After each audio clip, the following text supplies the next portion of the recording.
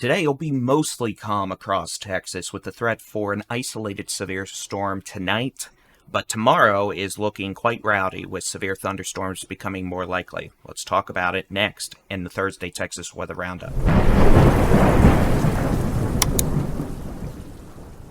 I'm Texas Storm Chasers Baldy and Chief David Reimer. Good morning. It is Thursday, the 3rd of November, 2022. Your Texas Weather Roundup, and the news is weather. We're going to be talking pretty quickly about this so I don't make a 15-minute video like the first one I did and decide to redo.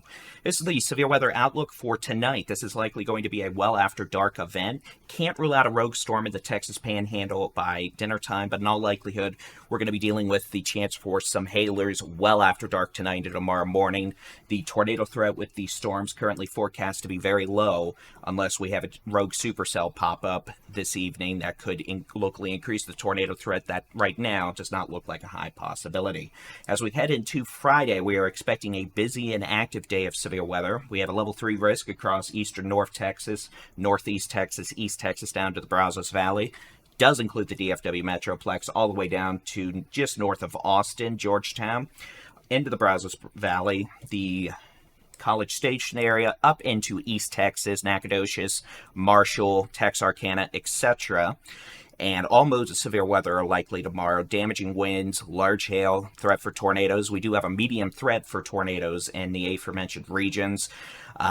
Pretty much if you're in any color, you're in a tornado risk tomorrow. It's just the higher the risk zone, the more likely we are to see more instances of said severe weather hazards. So don't get bogged down in where the lines are drawn, where the colors are on a map. Mama Nature don't care, and as I'm about to describe, we could still see some shifts further west, maybe a bit further east. Right, let's go through the timing aspects of this upcoming event real quick. Again, meteorologist Trey Greenwood will have a much more detailed, in-depth look at the meteorology behind all this in a video later today. I just want to get the timing aspects out for y'all who don't have time to sit through a 15-minute video like the one I just recorded but decided was too long. So let's get to it. This is 6 p.m. You could see some scattered showers across eastern North Texas, not severe.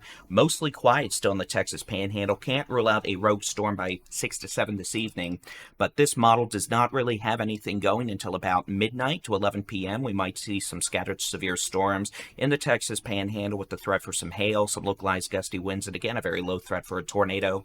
Otherwise, across Interstate 35, North Texas, all the way down to the coast, we're going to see gusty southeast winds tonight, low clouds, a lot of mist, some fog, some spotty showers. Fast forward to 6 a.m., still have showers and maybe a few storms in the Texas Panhandle, but the strongest activity looks like it's further up into Kansas. More scattered warm air advection showers across the coastal plains, up into southeast Texas, all the way up into Oklahoma and the Red River. Again, not expecting severe weather with this activity. That's just warm air advection showers. All right, let's pop ahead to noon. A couple things to note. The dry line is still across northwest Texas and the eastern big country. If this model solution is correct, this is somewhat slower compared to other model guidance that is faster and thus further east with this. So please keep that in mind. I'm just showing you one model suite to try and give you some timing. Also seeing breaks in the clouds with this model. If we have breaks in the clouds tomorrow afternoon or tomorrow morning in the warm sector, that's going to allow the atmosphere to become all that more unstable and really set up what we call a loaded gun situation. At 2 p.m., this model has open warm sector supercell development across North Texas into East Texas down into the Brazos Valley. Again, if these discrete thunderstorms develop, they will have the potential of being severe, if not a likelihood of being severe. Damaging hail up to the size of tennis balls, localized wind gust over 70 miles an hour, and there would definitely be the threat for tornadoes, especially if we do have a discrete storm mode evolve. So again, you need to have a way to receive warnings tomorrow. Here's 4 p.m. You can see this model has those storms shifting into northeast Texas, eastern North Texas, still likely severe. Some of these storms likely supercellular in nature, capable of all modes of severe weather, including tornadoes. Here's 6 o'clock. You can see a line of storms starting to fire up on the dry line cool front across I-35, essentially Sherman, Dallas, all the way down to Austin.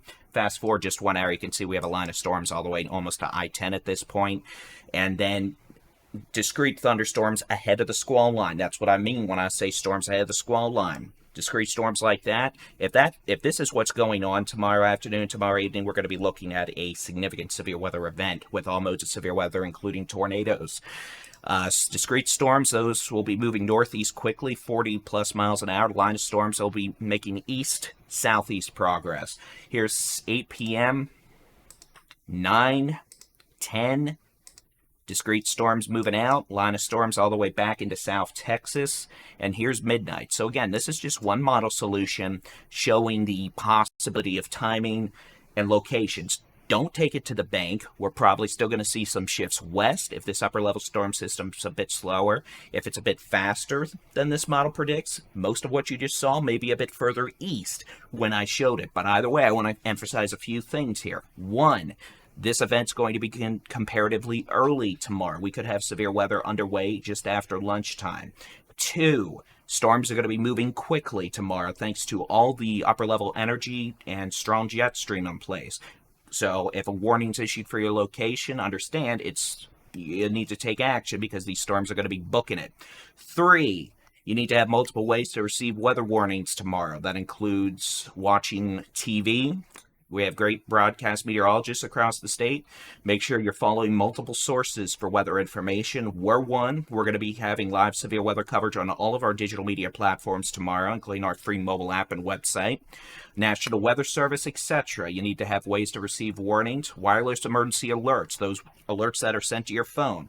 If they're not on, I suggest you turn them on. That's one of the best ways to get weather warnings. And 4, just because it's November does not mean we're not going to have weather mischief. I can't tell you how many tornadoes I've chased in the southern United States in November, December, February, January. Yeah, I said it out of order. It's what happens. So again, stay weather aware tomorrow. Meteorologist Trey Greenwood will have a detailed meteorological discussion out this afternoon. We'll have a new outlook out from the Storm Prediction Center about 12:30, and we'll post that when it's out. And I suspect I'll be doing another one of these videos probably live this evening around 7 to 8 p.m. So I'm Texas Storm Chasers Baldy and Chief David Reimer. Keep an eye to the sky, and remember, stay weather aware tomorrow.